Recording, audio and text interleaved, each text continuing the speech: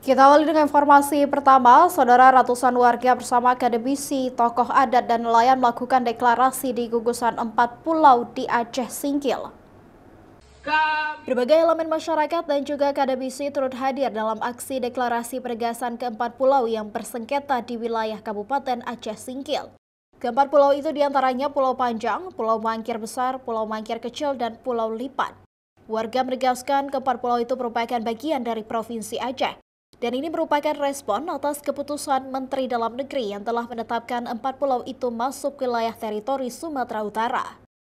Dalam aksi yang digelar beberapa waktu lalu, dihadiri perwakilan Forbes DPR, DPD RI, dan anggota DPD RI yang hadir akan mengawal hingga tuntas terkait sengketa 4 pulau di Aceh yang kini telah masuk ke wilayah Sumatera Utara. Kita bersepakat semuanya, kita akan mempertahankan daerah kita demi untuk meningkatkan kesejahteraan masyarakat, demi meningkatkan pendapatan daerah kita. Tentu masyarakat Aceh akan bahu-membahu memperjuangkan ini. Dan kami di pusat di Jakarta, DPR RI, DPD RI akan bersatu padu membangun komunikasi.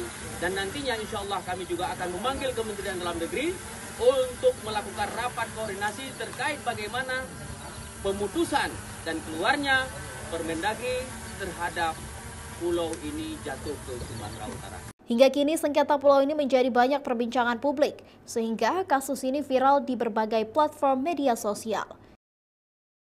Zikri Maulana, Kompas TV, Aceh Singkil.